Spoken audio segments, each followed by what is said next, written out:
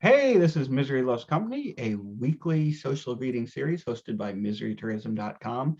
Every Friday, we welcome outsider and transgressive writers to come and share their work with us. And it's Friday, so I guess we're doing this shit again. So first up tonight is Josh, Josh Massey. And Josh, I think this is your first time reading with us, isn't it?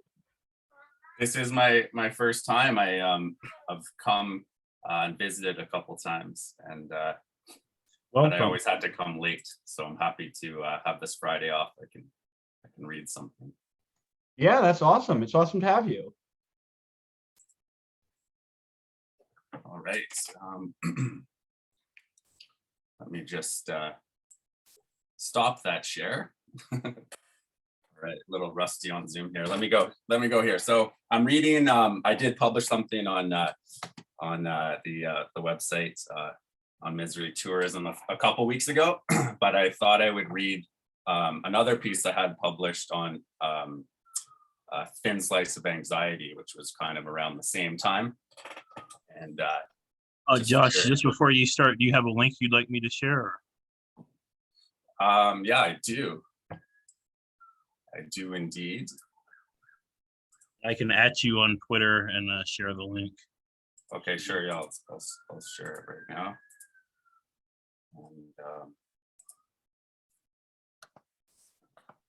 oh, sorry. I didn't mean to do this. There you go.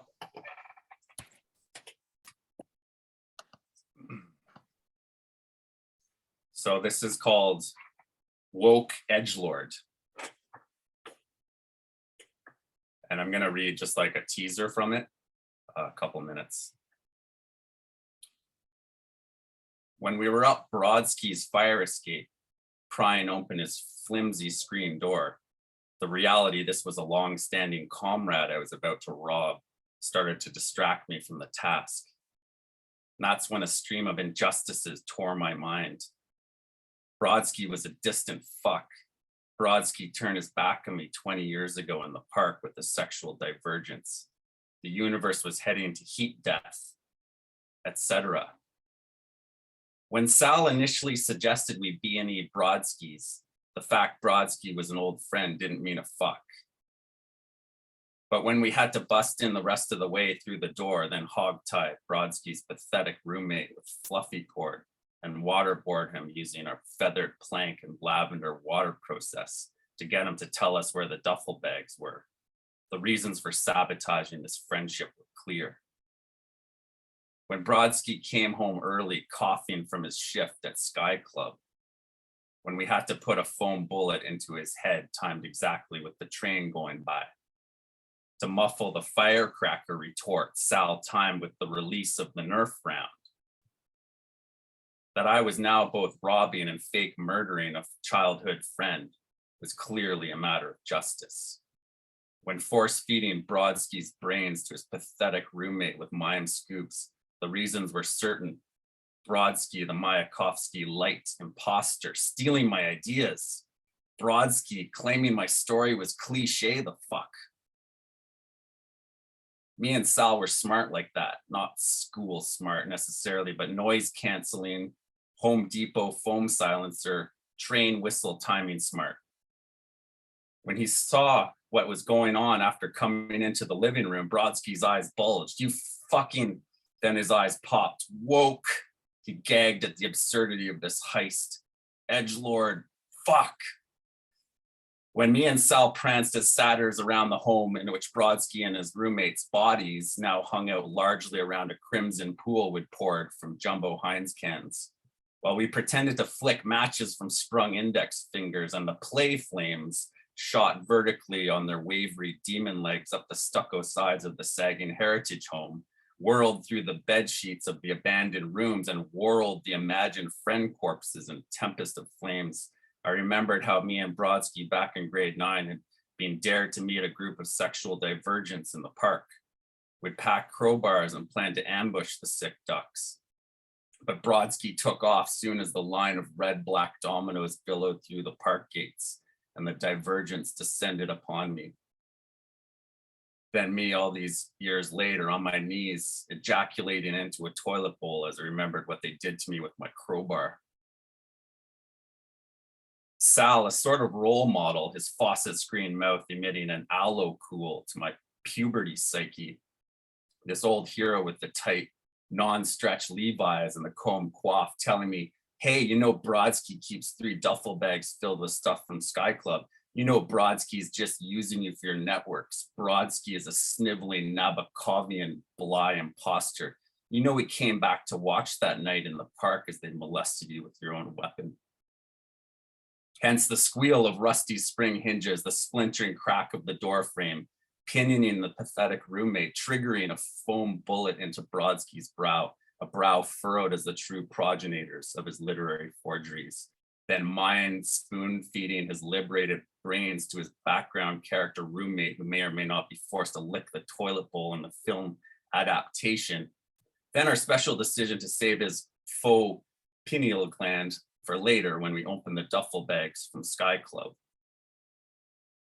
Post B&E schlepping the duffel bags across town, crawled under the fence of an environmentally condemned chain link lot where me and Sal sat in the dirt, eagerly clawed open the weathered old bags.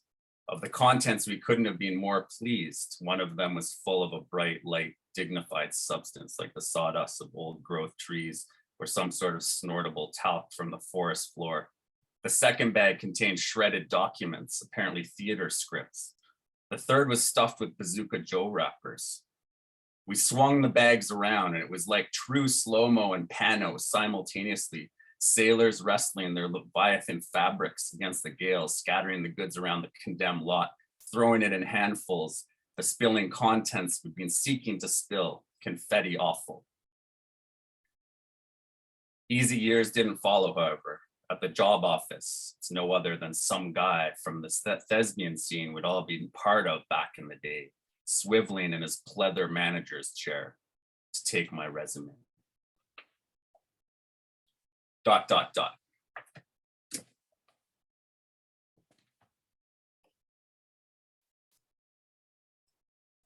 Thanks for listening and thanks for letting me read. Oh, sorry, I didn't know that was the end. The version of the website has a couple more paragraphs, so I. Yeah, for sure. I always get paranoid about time limits, though. No. There are no time limits here. We've got plenty of time. Ever since I was shamed at like an open mic when I was in my early 20s for going over, I'm like, still gets me. But yeah. No. If you want to finish the story, finish the story. You were barely on for I think 5 minutes or so. Definitely, feel free. You sure? Oh, absolutely.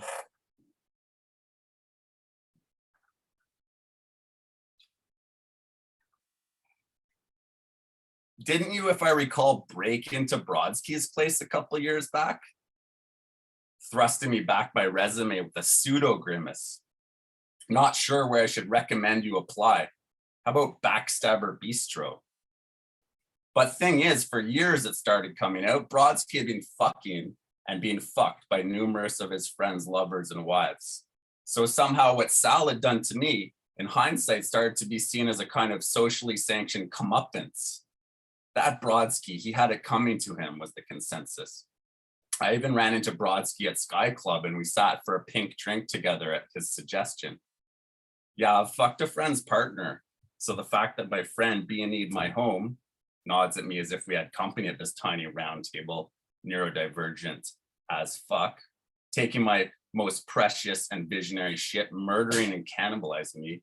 Who am I to judge you considering I have fucked and been pegged by many of my friends' first loves, their partners, their death do us apart wives, grinding up their hearts, fucking and being pegged by so many in grand cuckold fashion. Cheers. Thing is, we have our art now. We will always have that. Cheers to that. That is basically Brodsky's facetious conclusion as we down another pink drink after these shame-plagued years. I see it in his eyes that we don't discuss what happened in a lot of detail. I see him sometimes, not all the time, but more times than I see most. Within the story, it's tidy, right? All makes fucking sense. Superficial. But then I'm scuba diving off the Key West. Things are going wrong 100 feet down in a dead coral forest. My breathing tube kinked. I have no air. But there's my masked partner reaching out his breathing tube to me. I look into the mask to attempt a smile of gratitude. It's Brodsky. his plastic mouth contorted like a submarine bore in a blast of bubbles, pulling back the mouthpiece and kicking off to the surface, leaving me to drown in the gray ghosts of beauty past. Then I'm lost in the woods. My legs are hobbled from some fall. I'll come back with search and rescues as a dark figure at the edge of the forest. It's Brodsky. What reason does he have to return? A building is burning. Sal's there beside me, rushing to the window, looking through the searing glass. The streets are full of Brodskys, all of them point at our burning room. We drifted, all the Brodskys sing together. But thing is, we have our art now. We will always have that. Cheers to that, biatches. All right, thanks for letting me read the whole thing. That was nice finishing it. Josh, that fucking rocked. That rock. I love your prose style here. It's so vivid and graphic, but it's not like, it's very carefully balanced, right?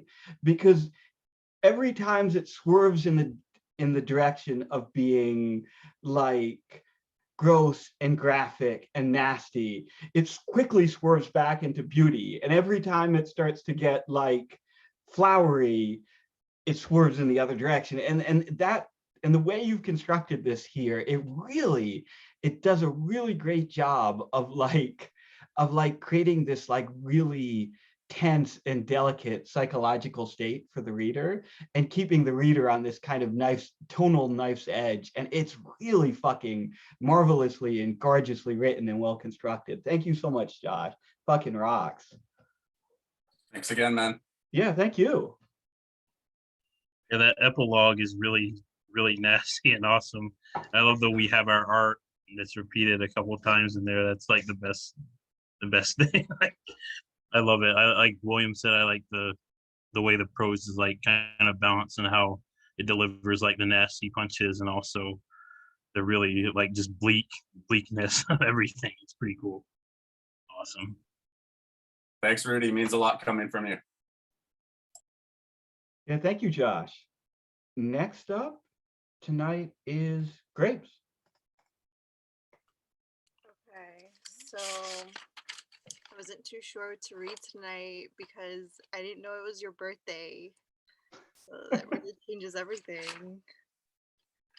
So in natural me fashion, I just wrote something for you. So here we go. Oh no.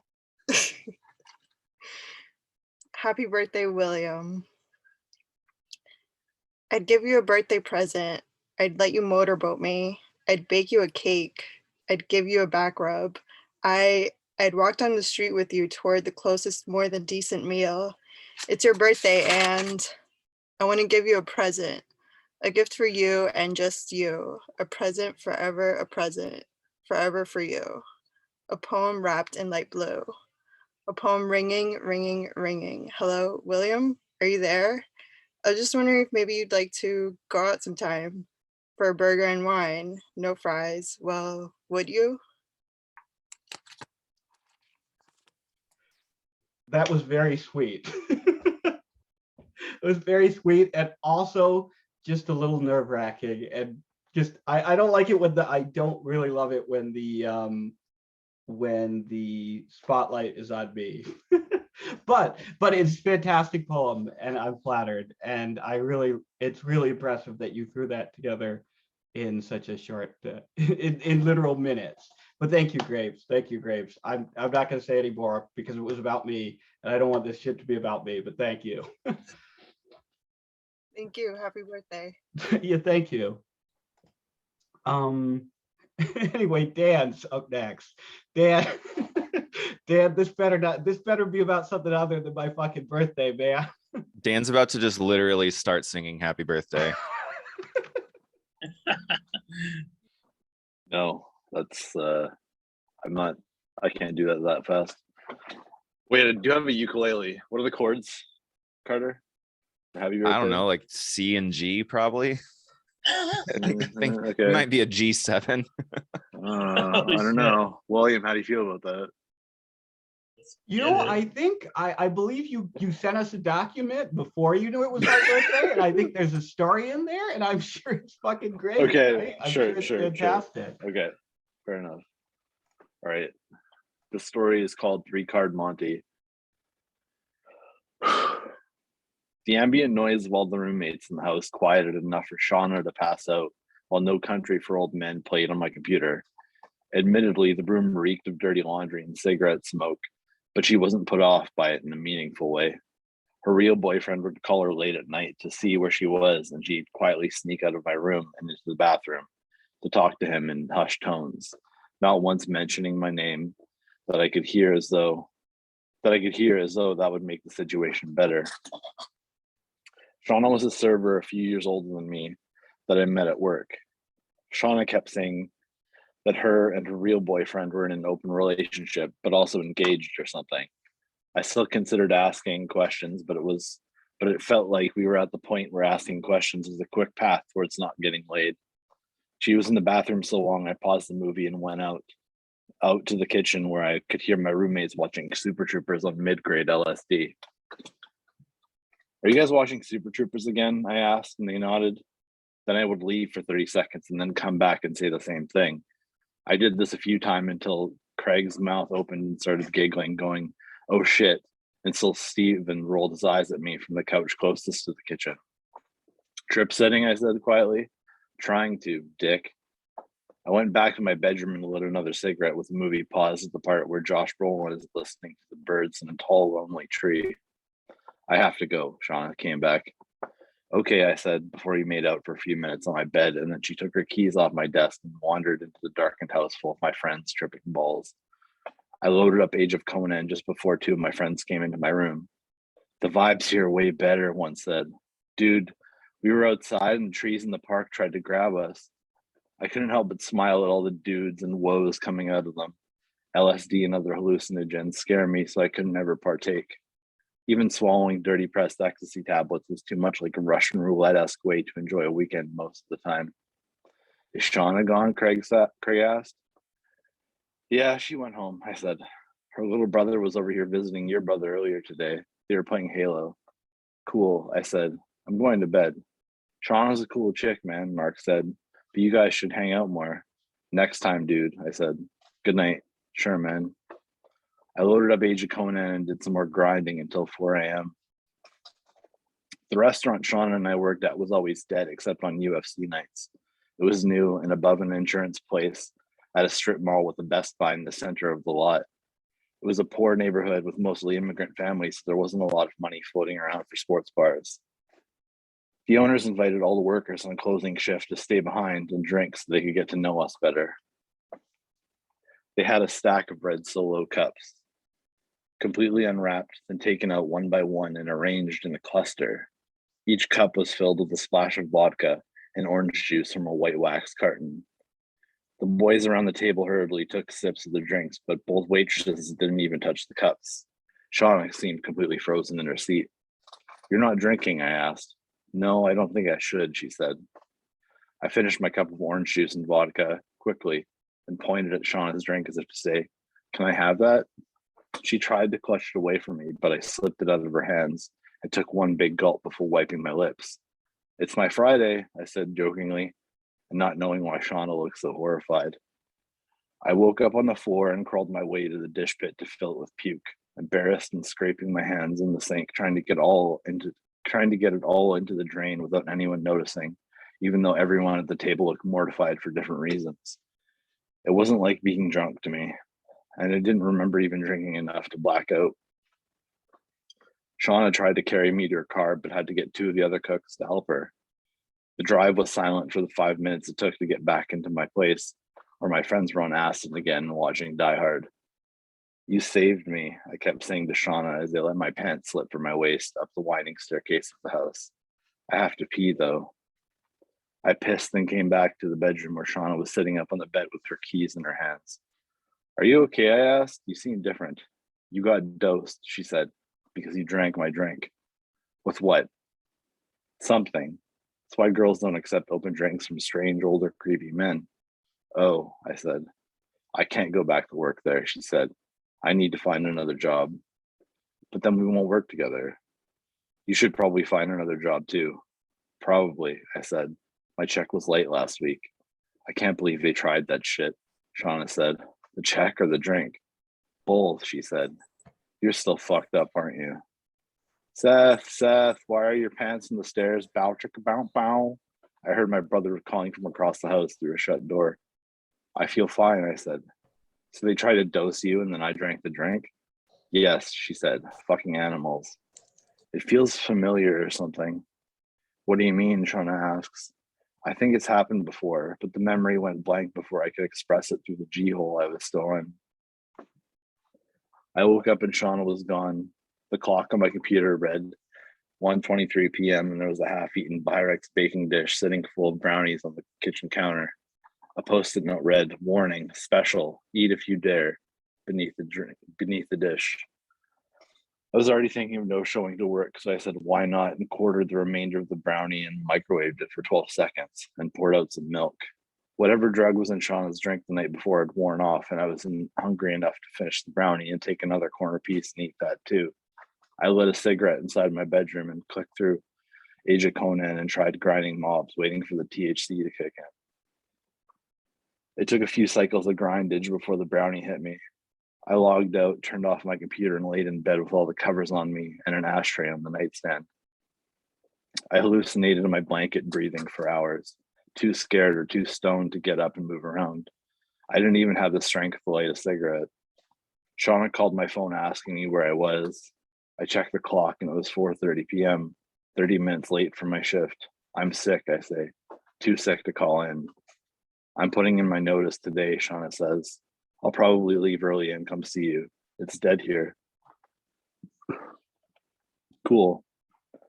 There's a long moment of silence where we probably should talk about the seriousness of what happened, but instead I say, I ate a brownie. Now the fuzzy blanket has tendrils and the Optimus Prime toy in my closet looks like it's moving. I love you, Shauna said. I'm sorry this happened. Do you want me to come see you when I get cut? Yes, I say. I need a hug.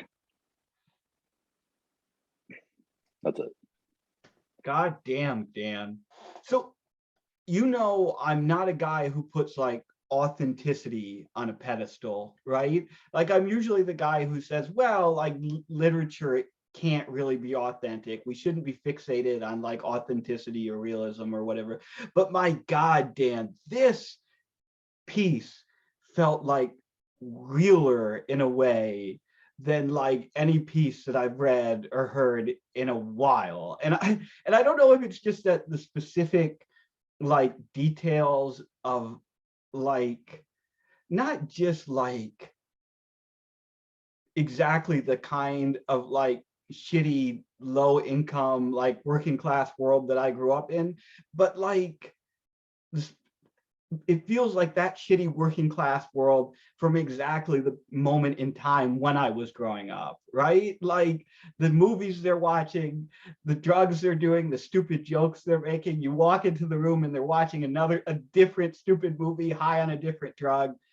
I don't know, like everything about this feels like so anchored in a reality that I know. Right? And a reality that I see around me here in below New York every fucking day, or at least I did, as a teenager and as a college student. But above and beyond that, this isn't simply like a little working class slice of life story or whatever. It is so fucking sad. And underneath like the like frivolity and the details is like a really powerful, like really profound strain of sadness here. And the ending is so perfect. And it's one of those things where that ending would not have worked if the rest of the story were not so completely anchored in a very like harsh, indirect, and frank reality, right? And I don't know, it's just a really effective piece, Dan, is what I'm rambling. Thank you. I'm waiting for Rudy to unmute his mic and say something about Age of Conan before. Oh, there we go. I knew it was coming. That was really like brutal, just shit, and just kind of wow, like the GHB shit and the fucking wow, But like William said, the details feel familiar in a way that's frightening, which I think is good. Um, like I said in the chat, shout out to my AOC niggas who played that Age of Conan, grinding all night with those subpar graphics cards and shit. In like 2009, when like nothing was able to run that fucking game properly. No, that was a really good story. That's one of those, again, like your work. It usually, I think it's because we're like similar age or whatever, but like your work generally takes me to that place, a place in time, and it's so vivid. It's like, like the details feel like the people feel like they could be people I knew or know, and the details feel very authentic, and I think that's really really worth something, because it's like it that authenticity, like from that era, is kind of lost, I think, on a lot of people, I think.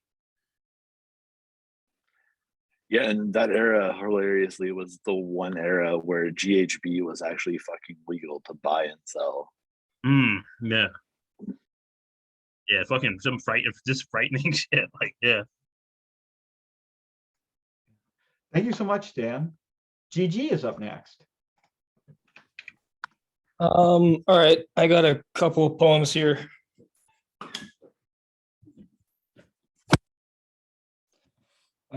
So I'll just start. I think there's 4. I'll just read the title, then I'll read the poem. This will be quick. This one's called Back When I Had Potential. At lunch, the girls tittering ask, I'm the only male intern. They ask the judge, does he look more Asian or white? He chews a bite of sandwich, looks at the wrought metal table grating, doesn't look at me, smiles. He looks like a kraut. We make eye contact, chuckle. The girls give looks. We bite our sandwiches, exhale, smile, nod. This one's called Hey Kids. If you think about self-harming with a blade or something sharp, take a pink eraser to your wrist. Rub, rub, rub. It hurts way more, you pussy. A blade cuts well, offers no pain. It's just fashion at this point, you bitch. If you wanted to die, you wouldn't finish this poem. Rub, rub, rub. Put the plastic in the scab. Rub the rubber bits in, let it heal. This one's called Some Gentle People There. If you're going to San Francisco, be sure to put no flowers in your car. Don't put anything in your car or it'll have its window smashed. Even if you put nothing in your car, it will have its window smashed. Fuck you. This is San Francisco. I'm taking your flowers to put in my hair.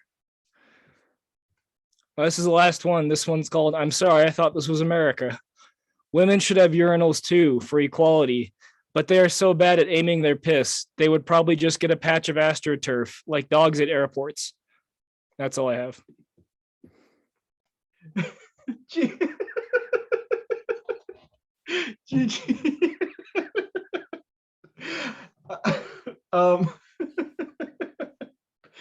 These are funny.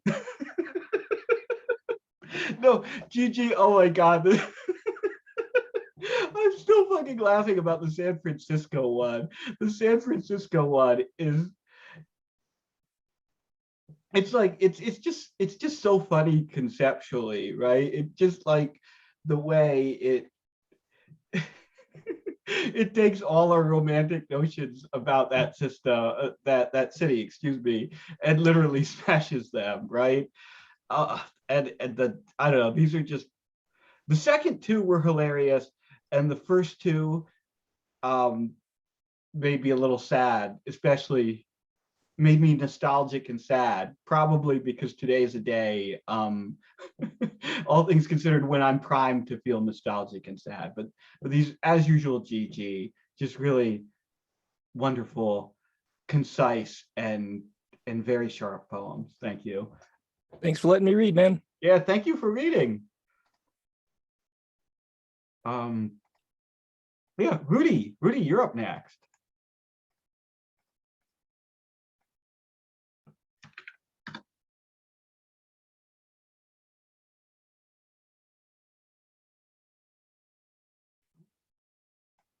Oh, sorry, I somehow I lost Gigi's post on the thread here, so I was trying to retype it. Oh, okay, okay, yeah. Just a second. Yep, no hurry.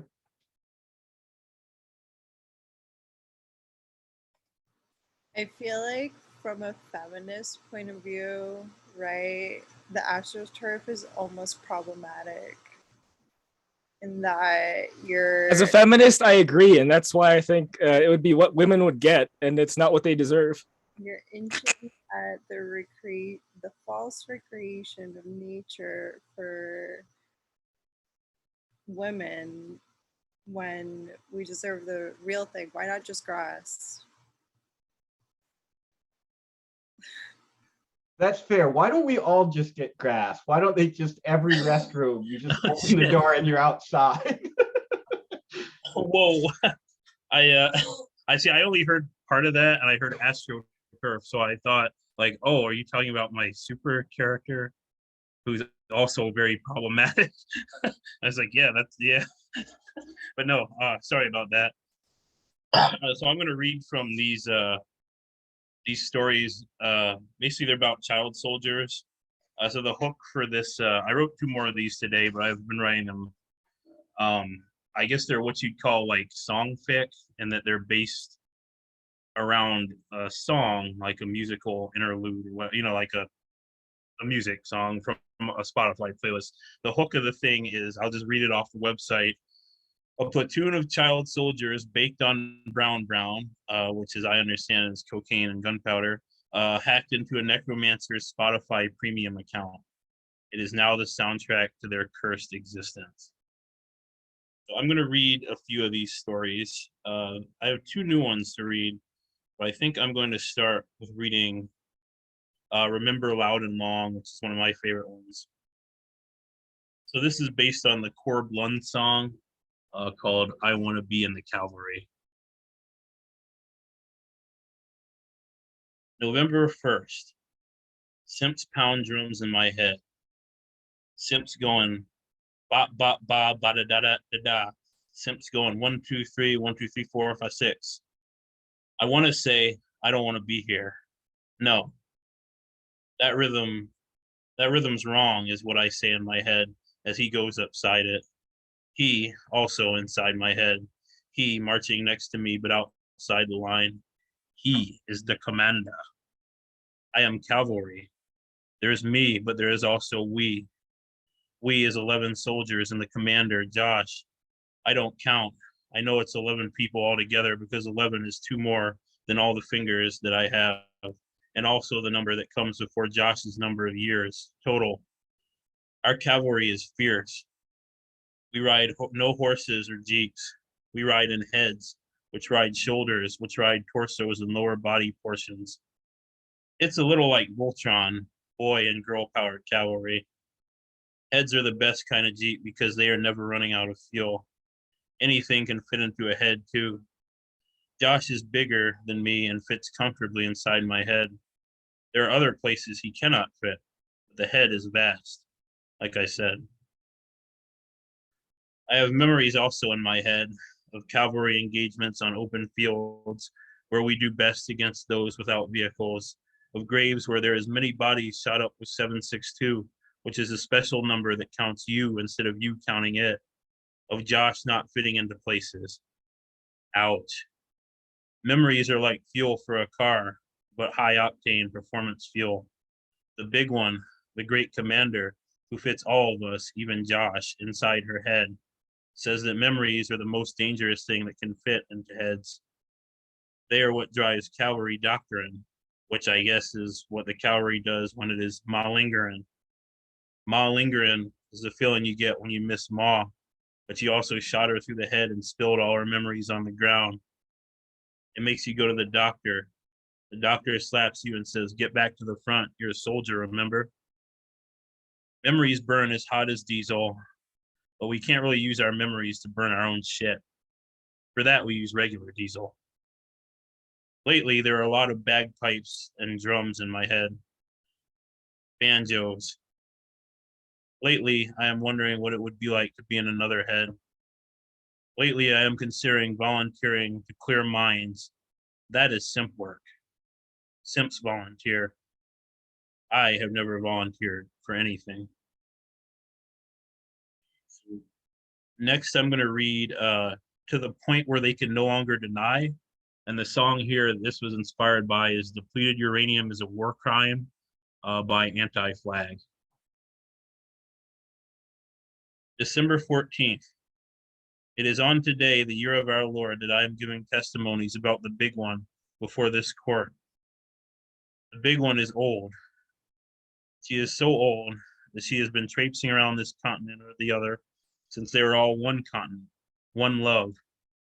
She is older than time and space. She is much older than us, her boy and girl soldiers, me being at least my number of fingers old, plus some number that I do not know. She is the perfect age, perfectly well preserved for her age, and still cute if you are an asking gentleman. She is more old than the 4.5 billion years, which is the half-life of depleted uranium, and she is never half an hour late. She is a wizard and arrives precisely when it is economically viable.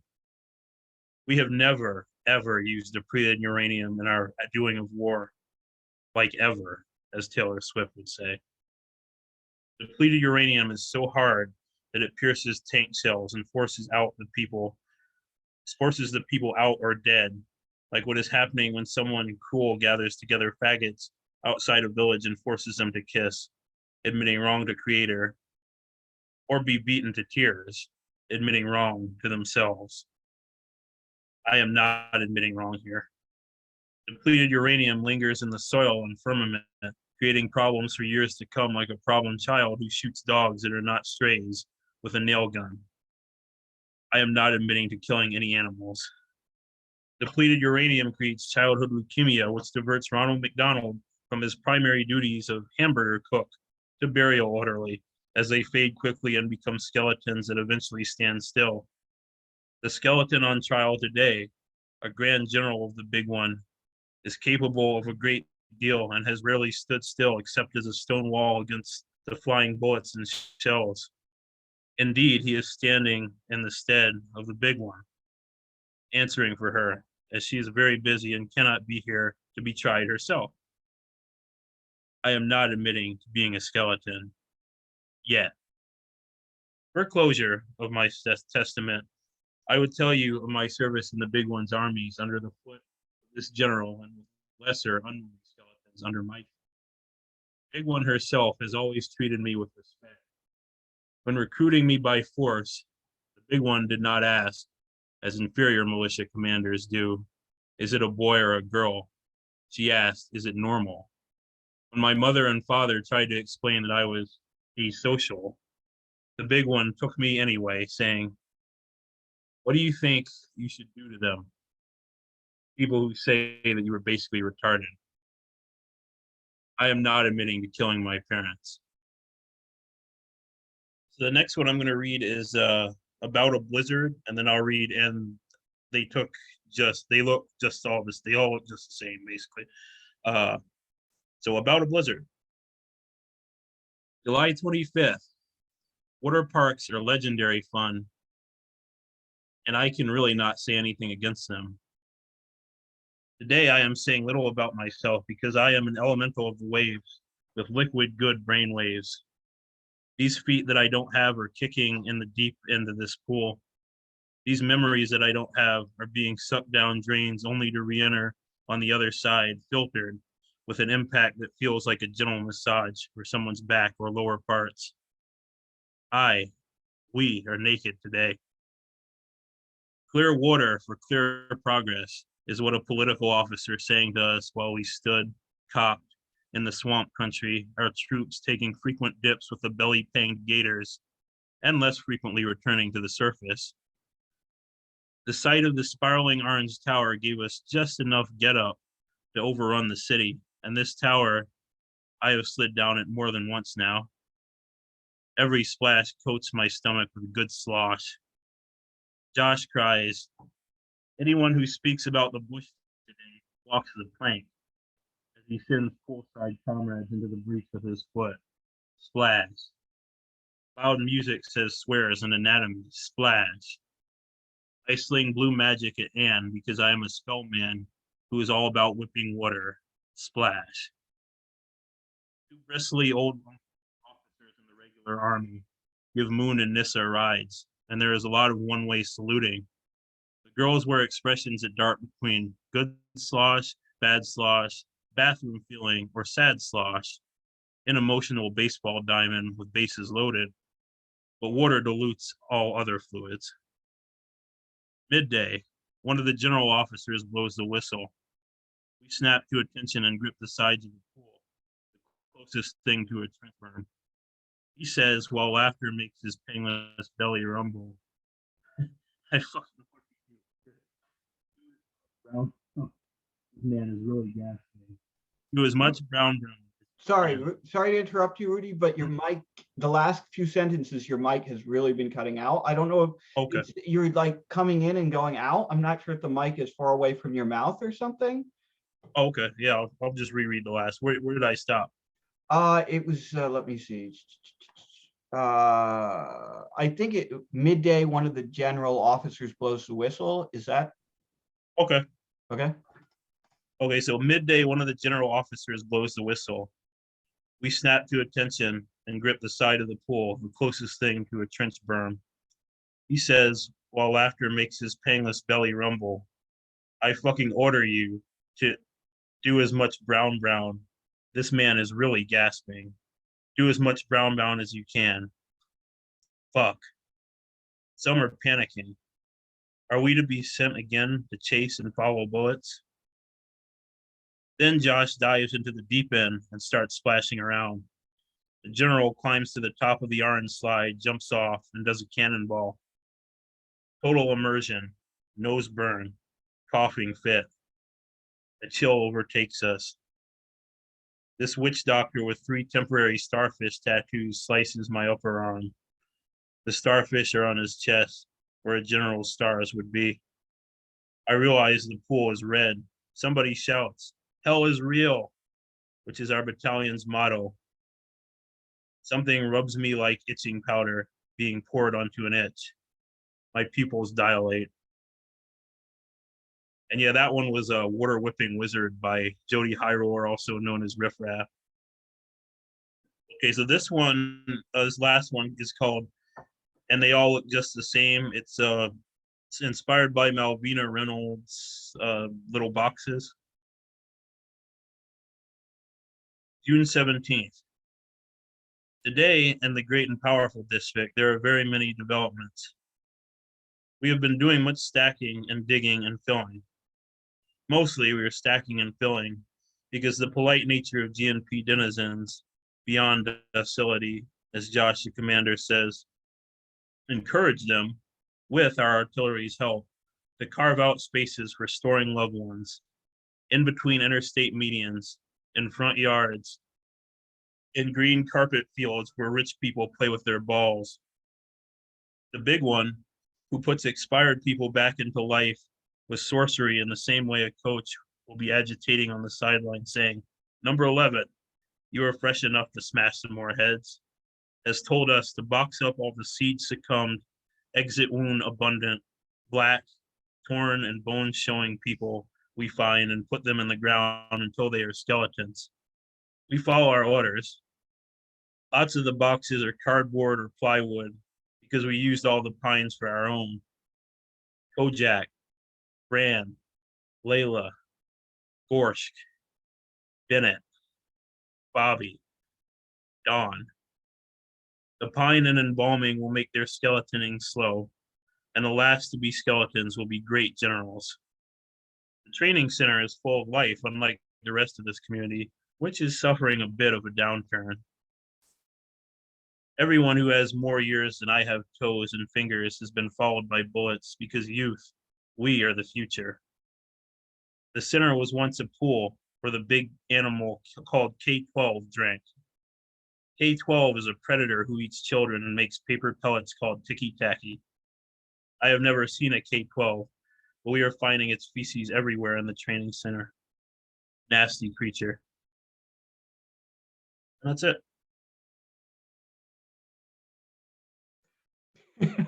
Man, I was delayed here because I was copy pasting that K-12 line. That bit about K-12 is so good. It's I know, I want to meet a K-12. but because it's such a, I don't know. You know that my feelings about public education are not dissimilar from yours, right? And so the idea of like this child soldier who lives this absolutely like, like Hobbesian short brutish life would still view like the education system as this monster that would devour children, I think is wonderful. Yeah. But speaking more broadly about these pieces, I really love these pieces because, like, in some cases, I know these songs, right? And I can see like the connection to the song, but the pieces could stand alone even if you didn't, right? They're perfectly balanced where knowledge of the song enriches the piece, but the absence of the knowledge of the song doesn't make the piece like nonsensical or trite. And oh my God, there's so much like tense, like powerful emotion, like both humor and like sadness in these really short, tightly constructed, concise little pieces. Like some of the sentences, like there are some cases where single sentences alone carry so much meaning. Like, I have never volunteered for anything. Oh my God, that line is so fucking good. Because on the one hand, like you take it at face value, right? Which is the character is bragging about like, they're saying like, oh, well, volunteering is simp shit, right? That's what they say literally. And they're bragging about never having volunteered. But then you think about it like, yeah, this is a kid who has been drafted into the military and they've never been given the opportunity to volunteer, right? They haven't ever volunteered for anything. They were conscripted, right? And so like the weird like psychological dualism of that sentence where at once they're bragging but also like stating a really tragic fact, I don't know, I think is really effective. So anyway, these are great pieces, man.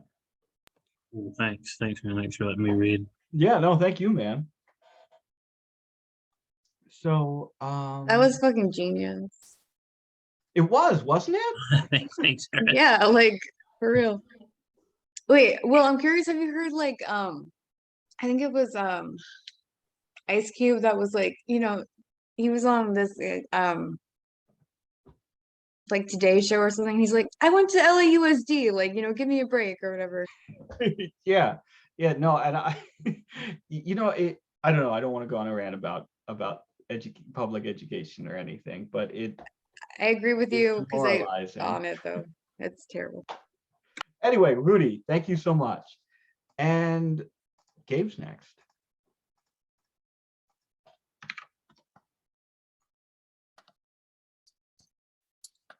This is I finally finished a draft of a novel I've been working on for like almost 7 years. So I'm gonna read extra from it. The novel is called Here Comes Distance. The desert is often described as the end of civilization or the end of the world, the beginning of oblivion or something. But it's hard to find romance in quaint geopoetry like that when Luna is literally treating it as such. Since everything else has failed, she's introducing a new suicidal feature to her tantrums. She sees us as a failed couple because I'm hesitant to marry her. I tell her if we can go 3 days without fighting, I might consider it again. Instead, she's threatened to kill herself 3 times during these last 3 days. I've called out sick from work because I'm afraid to leave her alone. Terrified of what she might do to herself or to me, out loud she announces her Google searches, intimidatingly sing-songy. Let's see, what about how to get your name on the deed of your partner's house? Or on the day she calls me her landlord out of the blue, she'll research renters' rights. You might own this place, but I have special protection from discrimination, harassment, her rent increases, or wrongful eviction. And it's when these reservoirs run dry, this more professional administrative violence, when she defaults to suicide, or I somehow remain an essential component for her to disappear. I can't exactly claim her suicidal announcements cease in my absence, but one sure thing, my mere presence exacerbates it. So if she lacks the self-respect to lose the will to live, what exactly is stopping her from killing me instead? Distance is a land grab, really. To think Luna and I moved to the desert where there is all the space on Earth, and now I'm driving back to Los Angeles solo to give us even more space, offering room to step away from her edge. Maybe that's why none of my LA friends will call me back. They're afraid I will take their space as well. Today I will confront them in person to find out who they really are. I curse the 24-hour traffic under my breath as I merge onto the 101. I get off on Echo Park Boulevard. I hang a left and pull over to the north side of the lake and begin dialing numbers of my old inner circle. I try others less close who don't have normal 9-to-5s. I wait. Every minute passing a tiny eternity. Bitter, I peel out aimlessly into Glendale. I default to Sunset, heading east to traverse the main drag of Echo Park. It's all changed. I don't give a shit anymore. The less I recognize my past, the more space I find in my present, empty compartments I'm allotted to move into on from. I make a U-turn and park in front of Joe's Bar. No doubt I'll see my crowd at the preferred headquarters for the past 15 years. Removing my sunglasses, I walk inside. My eyes adjust to the darkness, just in time to see Joe wave to me, but I realize he's not waving to me, he's waving at me to go outside. I'll meet you outside, I see him mouth. He's pointing right at me, looks angry or embarrassed, marching towards me like my presence is inconveniencing him. Connor, you look horrible, like worse than you did when you lived here. What happened to your teeth? They're just not working out, I guess. Luckily, I don't need teeth to drink. Connor, I can't have you here, I'm sorry. Wait, what? Why? It's complicated. What? They're just teeth. We're just teeth. It's not your teeth, you're just not allowed here anymore. Is this about that shit Luna's saying? It's not her saying it, Connor. It's everybody now. What is it exactly? It's not my responsibility. It's not my responsibility to tell you. I don't want to get involved. Well, it sounds like you're involving yourself, Joe. You're not 86 forever. This is just for now. How long is now? Depends. Probably a while. Okay, but why exactly? Have a good day, Connor, he says. I turn to walk away. I hear Joe panic. Wait, is that a real gun? And I hear myself say, that depends. Did you sleep with Luna? But the door slams shut, so I don't think he hears me, even though I can hear he's yelling at someone to call the cops. I lean against the wall outside, attempting to process with zero material. Luna calls, I don't answer. Another call, I ignore it again. Bum a cigarette off the crowd of 4 standing next to me. Pings of text interrupt me, asking them for a light. I take a long drag as my phone rings again. I turn my ringer off, enjoy my cigarette, until their conversation invades my smoke screen, but my ears perk up. I swear I hear one of them mention Morongo Valley where I live, so I eavesdrop on their chatter. It's gonna be fucking great. It was so cheap. I literally figured out life, man. I look over my shoulder. His friends high-five him, approving his savvy plan. The best part is I don't even have to live there if I don't want to. Just do a vacation rental, you know? I mean, who knows? Maybe I will live in it. We'll see how I feel. It's not even really my money, right? His friends bellow approval. Yeah, so it's this weird little town called Morongo Valley, totally untapped. I'm getting in on the ground floor of this whole new wave of opportunity. I can't believe my ears. I'm dizzy hearing the cycle play out again, now as a witness rather than participant. I see. They've been celebrating his resourceful and lucrative acquisition, and this is goodbye. He gives his buddies one last hug, and I wait until he's halfway down the block before I engage my pursuit. I skip ahead, like I'm late for something, so I won't lose him. And I slow my roll. I see him stop at the light to cross Sunset, then I hear the sirens. So I speed up as he begins walking across into the residential darkness of La Veta Terrace. I see him shuffling along the sidewalk through rustling leaves. He takes out his keys, unlocks his white Prius, all the smirking confidence in the world. My walk blurs to galloping skips to catch him before he opens the driver's door. Before getting in, he takes out his phone, both eyes fixated on the light emanating from his device. I reach behind me, pull my right hand securely around my Ruger, pull it from my belt. Pretending I'm gonna merely walk past him, I suddenly turn to my right, pushing him into his passenger window by his neck. He lets out a shocked, dipping whimper as I raise my Ruger to the back of his head. Don't fucking move. My phone rings, one hand on the trigger, the other finally answers, brimming with anger. I'm cursing out Luna before I realize she's actually crying, and it's sincere, even tender. Connor, will you please come home? I don't feel like I should be alone right now. Never thought I'd see the night I'd be grateful instead of terrified of the Asian gangsters drag racing on the 10 freeway through San Gabriel Valley. Tonight they're giving me standards to strive for. My heart pounds my ribs every time I cut someone off to maintain my 90 miles per hour until one of these cars catches up with me. He rolls down his window, smiles, utters something like a curse, revs his engine, then launches through traffic, either a performative fuck you or a dare to race him. Instead, he becomes a tiger with a lantern, a high-speed guide whose every move I mimic, clearing a path for me. Because everyone knows when you see Asian gangsters coming, you get the fuck out of the way. Divine intervention complete with martyrdom. When the cops catch up to our swerving 5-car cluster, I'm the one ahead of the pack. So they get boxed in and I disappear, still vanishing. Through Rialto, Fontana, Highlands, Redlands, I pass Yucaipa, Cali Mesa, Cherry Valley, and Beaumont. My excitement level elevates when I spot Mount San Jacinto to my right. Almost there, Luna. I'm almost there, I whisper. I pass its gargantuan, imposing stature covering half my panorama, and a mental cleansing of perception occurs when I get on the 62 towards the Morongo grade. A rush of adrenaline from this enveloping blackness before me. That darkness where I live. No light pollution, where I must disappear into her if I'm going to disappear from her, to arrive at the other side of her storm. To scare someone until they piss their pants, cry a little bit, it's like I was making him young again. I retrace my steps, make sure it all happened. I stalked this guy from the bar to his vehicle, pulled on him right into his temple, commanded a brilliant, dirty Harry double entendre one-liner at him, a real showstopper, before Luna actually saved his life and mine with another threat of suicide. One that felt different from all the other times, suggesting this time was so real she was overwhelmed by its tangibility, that now, after weaponizing her illness, she wants to kill herself from pure shame. She now accepts she's suicidal, a self-fulfilling prophecy. She's fucked everything up, and since I can never trust her again, she's terrified I'll leave her for good. But the fact is, I'm terrified I might not see her again, and it will be all my fault if I don't get there in time. But is it selfishness or cowardice? Or am I policing her body now to insist I can only love her if she's not a pale blue corpse? Luna, for once, was warm when I arrived home. She even greeted me at the door like someone who couldn't wait for my arrival. Gently, she placed her arms around me. Is this okay? She asked.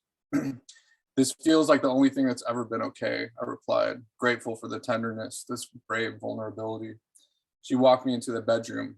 Can you just hold me tight until I fall asleep? And I obliged.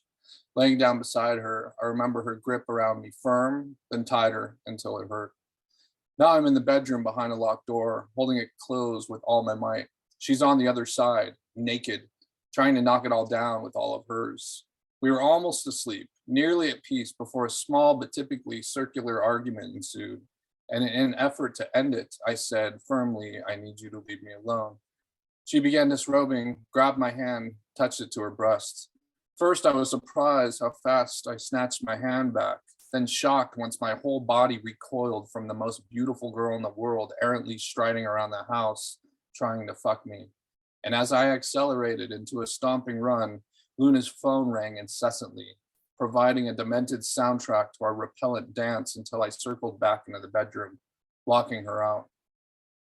I've never raised a hand to her, but as I hold this door shut with every ounce of will, I can't help but think this is how domestic violence starts. How often the innocent is pushed to their ugliest limits so the aggressor can call them the bad guy. How aggression is weakness, how anger belittles our intentions, how no matter what kind of genitalia I was cursed with at birth, I am merely someone trying to escape his partner who just won't let go. As Homo sapiens first, our only responsibility, besides loving one another until it hurts, is to avoid devolving back to Cro-Magnon. Instead, we've revisited the Wild West. What this territory has remained, where Luna and I have become both desperado and damsel in distress, trading roles of victim and aggressor. We'll see who's who in these interpretive duels, so long as the opponent is never ready. Then maybe one day, after the last face-off, fully armed and loaded, we'll continue walking away from each other rather than turning around and shooting. My shoulder pressed into the door I hear distant explosions outside our window. Gunshots or fireworks, but the curtains veil my view. When I remove myself from the barricade, the door comes off its hinges. Luna stands there, nude and seething. Look what you made me do. But I'm too busy tearing open the curtains. A perspiring understudy, master of ceremony, unveiling the next road over where 3 homes crackle in unforgiving inferno. Transfixed on the burning horizon, cutting a wound through the night, we stand still, all quiet except her phone on the 10th round of ringing. I don't realize what I'm doing when I say, answer your fucking phone, please. I just want to hear myself think which way the wind is blowing, if we need to leave. But I hear Luna in the living room scream to someone on the other line, okay, oh my God, okay, I'm grabbing the dog right now. I'm coming right to you. And before I know it, she's evacuated from me.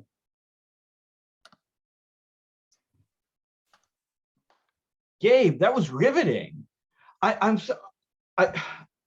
really, is this the first chapter? Is this the beginning of the novel? No, it's like 3/4 of the way through. Gotcha.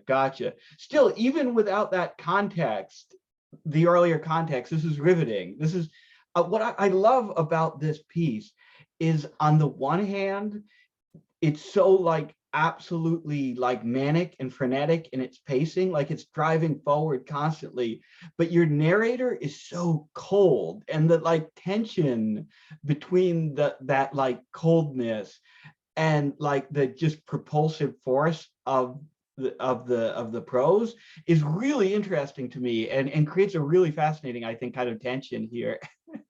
And the Googling moment, oh, that's so funny. That feels so true, right? Like that feels so, that's exactly the kind of thing like a shitty, psychologically deranged romantic partner would start doing to you, right?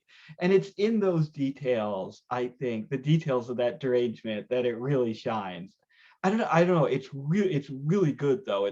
It's really like, I was just completely sucked in from the beginning to when you finished. Oh, thank you very much, man. Oh, thank you, Gabe.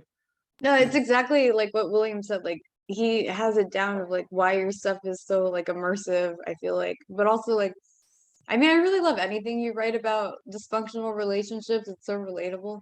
Like you did that really well in like Virgins in Reverse, but like this is on a whole other level as well. Oh, Like, thank you so much.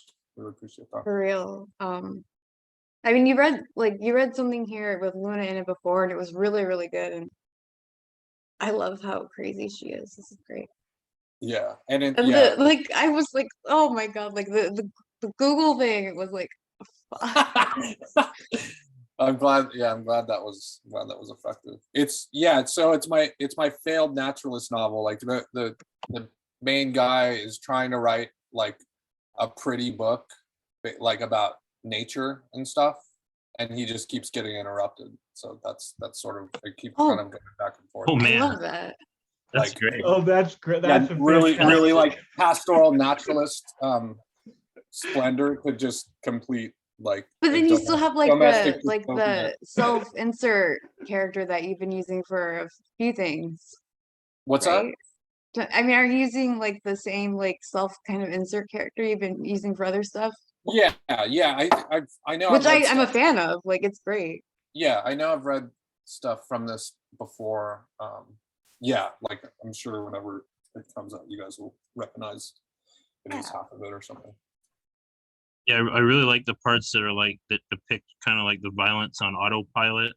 You know, where like Ooh, that's a good phrase. he Yeah. has the gun and he's like, you know, he hears himself Oh, saying, yeah, yeah. I'm threatening you with this weapon, basically. Right. Like that was really, really good.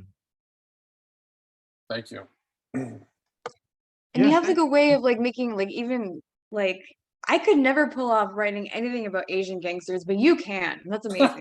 Like I love that. That's God, I remember when I lived there, yeah, it was always just terrifying to drive, I guess, anywhere on the 10 in San Gabriel Valley, because yeah, they were just notorious. I mean, it was actually really breathtaking the way they would just these like, yeah, these crazy tricked out cars would be going like 100, 120 down the highway, and like, yeah. Yeah, that sequence, that was Sorry. really amazing. And I was gonna, Gigi put it in the chat, but I was gonna say ricers. I wasn't sure if I was allowed to say that. Oh yeah, yeah. Wait, that's what they call. Is that what they call the cars? Yeah, because they have like rice rockets, like, you know, tricked out Yeah, cars, yeah, and they're all like yeah. fucking like, yeah. Yeah, No, knows, that yeah. that part was so scary and like exhilarating. It's just fucking amazing. And like So where wait, one of they're the called cars those, like, the oh, cars sorry. are, do the Asian gangsters call the cars ricers, or is that like No, that's they just- don't. No, other people call the Asians ricers, and it's like vaguely a racial like epithet, but like racers and not really. like a play on word of rice racer? Yeah, no, because like the Oh, cars God, I are called never- rice rockets. Yeah. Ooh, okay, that's I really think cool. like people soup up these vehicles, and like a lot, like some people it's just like kind of for a show. Like, I think this is, and anybody can correct me if I'm wrong here, but I think like part of it is for a show to you know, like they'll put like the aftermarket like lights and shit like that on it and make the car look faster, better, whatever than it is. And there's some component of that, but there's some people who actually have the real like blasters that fucking fly down the freeway at like 120, just fucking do like just crazy lunatic shit. That part, That's that whole really- sequence. Yeah, no, I'm glad you guys brought that up. I think I should like touch that up with the actual lingo. It's cool. That was an amazing sequence, though. Awesome. Glad it came across. Yeah, Thanks, thank you, everyone. Gabe. Next up and last for tonight, unless somebody has a piece that they want to read, and we do still have a little bit of time. So if someone does have a piece that they want to read, just put something in the chat. But last person on the docket here is Ryan. Hello. Hey, Ryan, long time no see, man. Hey, man, how you Welcome doing? back. I'm sorry if people are getting their voices echoed. I can come up with a headset today. Yeah, hi. It's nice to be back. I just wanted to read basically for the thing for the novel or whatever that I'm serializing. I just wrote some character background today. So it's where I finished it. So it's just more of a vignette. So I'm just gonna read it. It's just character work. So You have an ad? You want me to add on? yeah, Twitter? you can link my Twitter. I went to it private, but it's Chthonic Hell. It's Okay, that's you. Okay, got you. yeah. Okay. So I'm just gonna go. She'd sent a venter, harmless, spooled in motley violet, knitted coarse. In a radiance stolen from the loner, she'd thought, the one fixtured as a stalker slanting from the lowest plane. And he'd seen, ignored, and now of course was thinking over what it meant. Not her true feelings, he'd thought, double check that thought, her thought, over and again. But she'd already been out, been gone, or it was gonna happen that way, the way their molting had laid it out, a half decaled chronosis ago, or were the fibers truer and bluer, by which she'd meant that sickly blue blemish, the pale, streaking glaze of wizened tendon or carped teeth. And we have, she thinks, not much time left to keep going steady, and thank these angel echoes for that. Echoed to where we only see them as our own dreams, and not our good dreams, and only sketched out and taken shape in our angst. And it would hurt to be released from his trust, but she'd released him from hers long ago. Who keeps going that way? Some do, and some must hurt themselves keeping it displaced like that, about 1,000 bites of it each time, severed only by the break of jawline while you think it over. And say, no fault, I'm faultless here. And you say that with your silence, don't you? But he says it with smoke now, clouding her out, dark clouds over her as she traipses through that outside. Hint of rain nuzzles her hair through her hood, meaning stronger than it feels.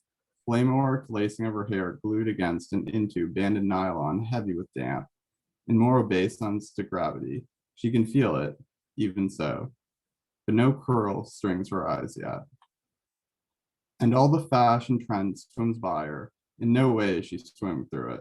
Plaited clothes, strung by the sleeve, skull shorn 75 to 25. She could zone on this all day, has other concerns, could zone on this all day, and that's unfair. Something wired into the schema of her percepts. And of course, she can only blame herself for that. But she doesn't want to. And where was she going? Her beater is still more dead than alive. More dead than alive, meaning life enough. So it wasn't that. She must have wanted something else. But no, she thinks, couldn't be that. I'm not wired that way.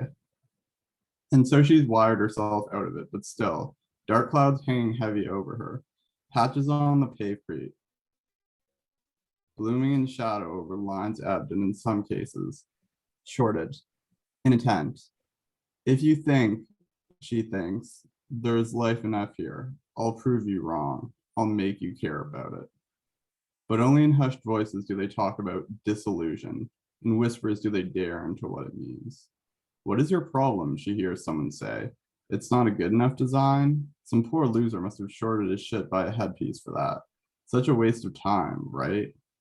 Too detailed, she thinks, too exact in assess of her assets. And it, that way, she must have dreamed it. Because she doesn't think she was caught looking. All this time, she thinks, I don't get caught looking, and it's others who need to worry about that. Get caught up in that shit and it'll play you for real. And so she's skipping past that just to focus on the shadows, blooming like algae clusters, she thinks, some lonely place past the wave that's all ocean. The clusters themselves are cold and dry, sleek where not bittered by age and other people's issues. Her beater, had she left it on, it would be draining now, draining its brightness into the world through the black floor, through the white walls she's never been able to poster up. When it's done, it would sleep. She'd said it that way, sleep on the verge of its death. Sleep through its death that way, and that would hit her the next time she logged in, because she's told herself, to age out through it. No breath, she breathes out through it, and she's at Tachai's anyway, and it's boarded up the way it always is. If she wanted to, she could face the darkness that seeps out between the slabs of spiral grained wood, bolted in chrome finished iron, sparks of rust blood the oval tips. Go inside, see if anyone's there, if she wanted to. That's it. Thanks. Ryan, I know I've said this before, but I am in awe of the vividness of your prose. Like, it just the like beauty of the language that permeates like all of your pieces, including this one.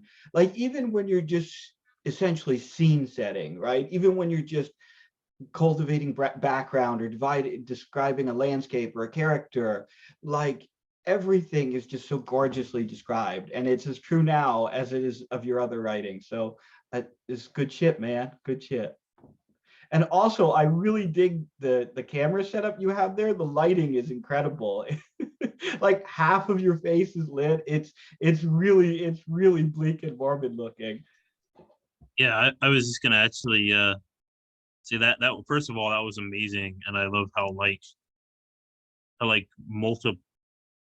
I'm not sure the word, basically multiplicitous, I guess, the character, multifaceted, I guess, the character study, part of it really is. But like I really love your work because it has, like William said, like a flow to it that's very unsettling, but at the same time also like it unsettles your expectations, but it also like delivers on like those feels, and it's really good. But yeah, man, you're like, your lighting setup looks like some Oppenheimer shit. It's fucking awesome.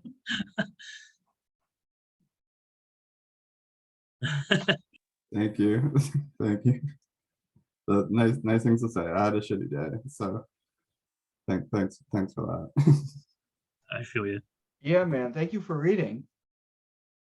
And I think that's it, unless last call for someone to read if they want to. Rudy, did anyone put anything in the chat to you? I didn't catch anything. Nope, I haven't seen anything in the chat, but if you want to get in here, jump on in. Good. Doesn't look like it. So I guess we'll wrap it up there. As always, I'm going to leave this thing open for a while, but I'm going to end the everything now. So if you're watching this on YouTube, this has been Misery Loves Company. We do this every Friday. We do this every Friday evening, 8 p.m. Eastern Time, 5 p.m. Pacific. Anyone is welcome to come and share their work. And anyone's welcome to come and just hang out and lurk, as long as you're not an insidious fucking troll. And yeah, I guess that's it. Thank you once again to everyone who read. A lot of great pieces tonight. And Yeah, I guess that's it. Thank you, everyone.